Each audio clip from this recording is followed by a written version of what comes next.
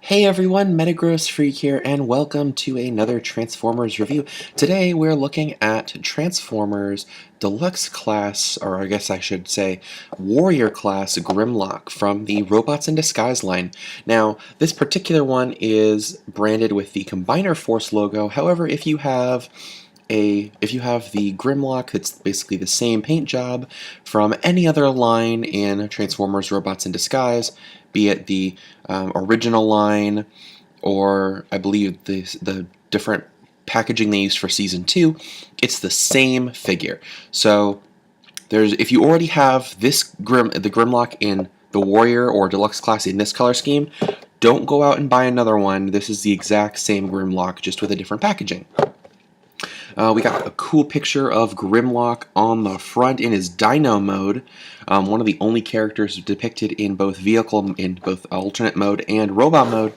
And then here's his robot mode with kind of a weird like gold yellow outline or red outline in some places.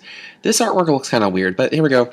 Warrior class, or I guess which is equivalent to the Deluxe class in all their sets. We have both modes on the back, instructions here, advertisement for the app. At the time of this video, this figure was available for, I believe, $14.99 at one of my local Targets. I have three Targets in my area, and they were all basically around the same price, give or take 1 or 2 cents. So without further ado, let's get this open and check out Grimlock's robot mode. Okay, here is Warrior Class Grimlock out of the package. He's pretty nice. He's about, I'd probably say about 6, maybe 6.5 inches tall. For comparison, here he is next to Deluxe Class Strong Arm. As you can see, they're about the same size, though if you know the Grimlock in the show, he should be maybe an inch or 2 taller than her. And just for comparison to another Grimlock, here he is next to the Voyager Grimlock I recently covered from the Last Night line. So yeah, pretty good. I would say that this version of Grimlock has a fairly weak robot mode. Like, personally, I find his robot mode to be his weakest, though that's not just the toy. I find that in the show, too. I really don't like Grimlock's robot mode that much. He just seems a lot more naturally... he just seems like more natural in his alternate mode, his T-Rex mode. Articulation is interesting. He has swivels in the shoulders. He has a kind of a plasticky ratchet. Now it's not a heavy ratchet, but it's where it bends easily. But then getting it to unbend is a little bit of a struggle. He does have a little bit. He doesn't really have any hand articulation, though it can technically pose. But really, the articulation at the wrist, hand, whatever there is for the transformation. For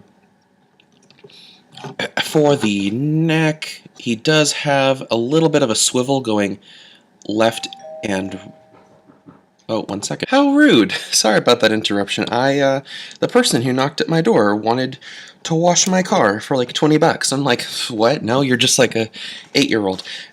Anyway, articulation at the neck is not a ball joint. It's actually just a swivel. So you can pan his head left and you can go right. Looks to be about a 90-degree angle, with the 45-degree angle being right in the middle. Not too impressive, but given the giant collar he has, that's acceptable. Head sculpt is decent, I guess. For some reason, Grimlock is the only character in the main cast who doesn't have a gray face. His face is gold.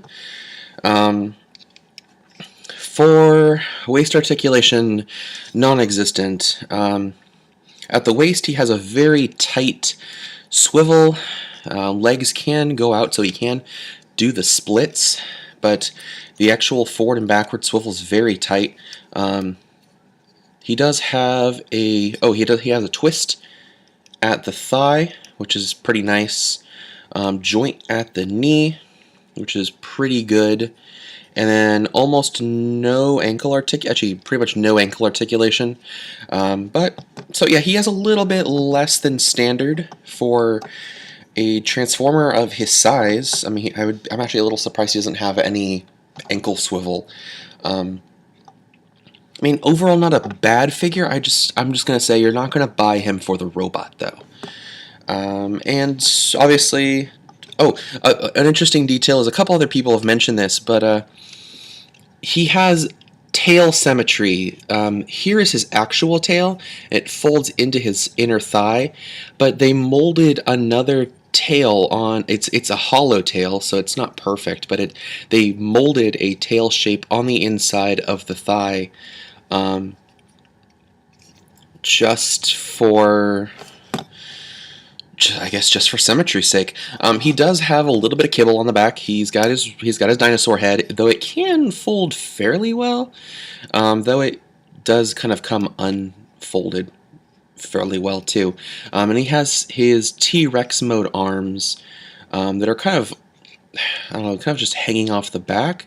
You can fold them forward a bit, but if you fold them too far forward, it looks like he has little extra arms, which I guess is kind of cool. If you really want to have a four-armed Grimlock, you can do that, but it's not super big. Do be careful though, because if since the jaw on Grimlock's T-Rex head is articulated using this little lever, if it's open, it won't be able to fold down all the way, and if you force it, you can break the jaw. So make sure his jaw is closed before you fold that up on his back.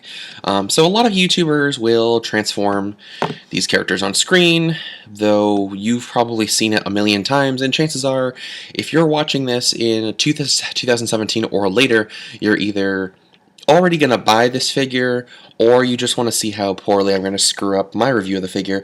So I'm not going to transform it on screen. Alright, here is Grimlock in his T-Rex mode, and this is actually pretty show accurate. The only real flaw I'd say about this is that he has really wide hips. That's not necessarily a bad thing, but it is a little gappy. Like, I can just fit my thumb in here. and it basically is flat. Other than, there's a little bit of a gap in the back of his neck, right here. But other than that, this is actually a pretty nice dyno mode. One flaw with my figure is that since the arms for my Grimlock, the joints were a little loose, my hips are a little loose on mine. So I have to kind of use the tail to help stabilize mine more, or else it kind of falls over because they're fairly loose hips. I forgot to mention this when it was in robot mode, but I think I mostly just didn't notice it because it was so tight. But the legs do swivel. It's just a very tight swivel. I didn't realize I wouldn't if the transformation did not require you to swivel the hips, I wouldn't have noticed it. Though you do get a good amount of in and out action of at the hips there. So that is really nice for posability, regardless of what mode you're in. Like I mentioned before, there is a bit of a gimmick. There's a lever up in the head that if you move it forward, opens and closes the jaw. And this is really cool if you just want to have him nom nom nom on someone. For his T-Rex mode, he has these little arms that just kind of move up and down. They're not super, I don't know, they have points where they're tight, like they're tight right here in kind of the pointing forward position, but when they're down or above, like over here, or down, up, or down, they feel kind of loose, and the right arm feels a little more loose than the left arm, so I'm personally going to keep them at this pose anyway, but just something to note. The tail folds up pretty nicely. Like, if it folded up just a little bit better, you almost wouldn't be able to see that seam. I really like the tail. I really kind of wish it was posable. Like, if it had like a joint or something here, just so you could like wiggle it a little bit, but this is all you can get. It's just kind of like a little bit of a wiggle there, and that's just because of the space in between the two tail halves. It's a good figure. It's a good figure, though I don't think this is worth $15. I think this would be maybe worth more like 10 or 12. Once again, for comparison, here he is next to Warrior class Strong Arm, which he is very small compared to Strong Arm. He pretty much goes up to like her mid abdomen. Very short for this. When Strong Arm's in vehicle mode, however, they're appropriately scaled. So at least there's that. And once again, for comparison, here he is next to Voyager Grimlock from The Last Night. Obviously the Voyager's a lot bigger because it's a Voyager, but the Voyager also costs about twice as much and is not recommended for younger kids.